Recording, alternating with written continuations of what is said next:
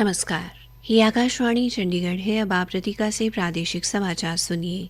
राष्ट्र निर्माण में बेटियों के योगदान को सबसे अधिक महत्वपूर्ण बताते हुए प्रधानमंत्री ने कहा कि बेटियां अब हर क्षेत्र में सबसे आगे दिख रही हैं। स्वतंत्रता दिवस पर कल नई दिल्ली में लाल किले पर ध्वजारोहण के बाद उन्होंने लोगों से महिलाओं के सामर्थ्य के पुजारी बनने का आह्वान किया। श्री मोदी ने सभी राजनीतिक दलों से महिला आरक्षण विधेयक पारित कराने में सहयोग करने की अपील की। जल्द से जल्द हमारी माताओं बहनों को 33% विधानसभा और लोकसभा में उनको प्रतिनिधित्व मिले। वे भारत की नीति घड़तर के अंदर अपना योगदान दे। समय की मांग है और मैं सभी राजनीतिक दलों से फिर से आग्रह करता हूं, आइए महिला आरक्षण लागू करके महिला सम्मान में आप भी जुड़िए, लेकिन मेरी माताओं बहनों को हक दीजिए। खेलों में भारत के बढ़ते प्रतिनिधित्व पर श्री मोदी ने कहा कि जो खेले वो खिले मंत्र के अंतर्गत भारत खेलों की दुनिया में अपनी विशेष पहचान बना रहा है। जिन विधाओं में आज भारत खेलता नहीं, जिन विधाओं में भारत क्वालिफाई नहीं करता है, भारत उस पर बल देगा और इसके लिए हम टैलेंट हंट का एक अभियान भी चलाना चाहते हैं। 5 से 15 उम्र के बच्चों में खेल प्रतिभा ढूंढने के लिए गांव-गांव, शहर-शहर, स्कूल-स्कूल एक टैलेंट हंट का अभियान चलाया जाएगा। बच्चों की प्रतिभा को देखा जाएगा और फिर उनको स्पेशल ट्रेनिंग दे करके देश के लिए खेलने वाले अच्छे खिलाड़ी बनाए जाएंगे।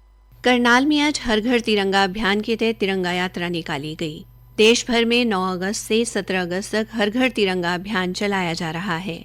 केंद्रीय मंत्री मनोहर लाल ने तिरंगा यात्रा को हरी झंडी दिखाई। हाथों में तिरंगा लिए बड़ी संख्या में लोग यात्रा में शामिल हुए और भारत माता की जय के नारे लगाए। केंद्रीय मंत्री स्वयं भी बाइक पर सवार होकर तिरंगा यात्रा में शामिल हुए और लोगों का उत्साह बढ़ाया।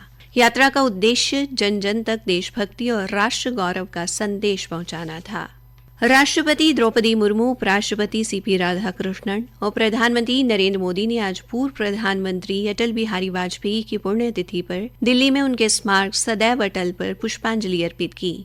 इस अवसर पर पूर्व राष्ट्रपति रामनाथ कोविंद, राज्यसभा के उपसभापति हरिवंश, लोकसभा अध्यक्ष ओम बिरला, रक्षा मंत्री राजनाथ सिंह, दिल्ली की मुख्यमंत्री रेखा गुप्ता और भारतीय जनता पार्टी के अध्यक्ष नितिन नवीन भी उपस्थित रहे। उपराष्ट्रपति सीपी राधाकृष्णन ने सोशल मीडिया पोस्ट में कहा कि अटल जी की विरासत राष्ट्र के लिए प्रेरणा का स्रोत बनी रहेगी। उन्होंने ये भी कहा कि राष्ट्र निर्माण, समावेशी नेतृत्व और राष्ट्रीय गौरव के प्रति उनकी वचनबद्धता भावी पीढ़ियों को प्रेरित करती रहेगी। प्रधानमंत्री नरेंद्र मोदी ने कहा कि भारत की प्रगति में पूर्व प्रधानमंत्री की भूमिका अतुलनीय है। लोकसभा अध्यक्ष ओम बिरला ने कहा कि श्री अटल बिहारी वाजपेयी जनसेवा और राष्ट्र के प्रति समर्पण के प्रतीक हैं, जो भविष्य में भी हमारा मार्गदर्शन करते रहेंगे। केंद्रीय मंत्री मनोहर लाल ने पूर्व प्रधानमंत्री एवं भारत रत्न अटल बिहारी वाजपेयी को श्रद्धांजलि अर्पित की। आज करनाल में एक कार्यक्रम को संबोधित करते हुए उन्होंने अटल बिहारी वाजपेयी के राष्ट्र निर्माण में योगदान को याद किया और कहा कि उनका जीवन, विचार और राष्ट्र सेवा की भावना सदैव देशवासियों को प्रेरित करती रहेगी। केंद्रीय प्रत्यक्ष कर बोर्ड ने विदेशी संपत्तियों से जुड़े छोटे करदाताओं के लिए विदेशी संपत्ति प्रकटीकरण योजना नियम 2026 अधिसूचित किए हैं।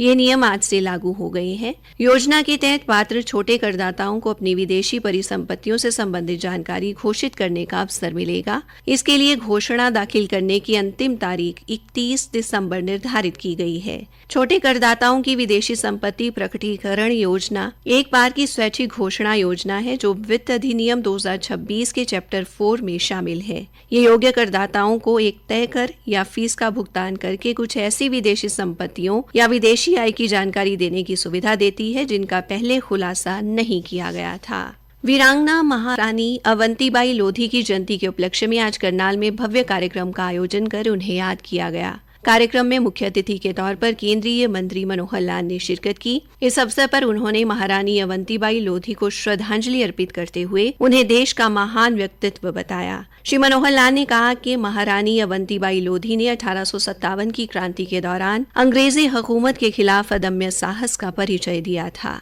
इसी के साथ ये समाचार बुलेटिन समाप्त हुआ।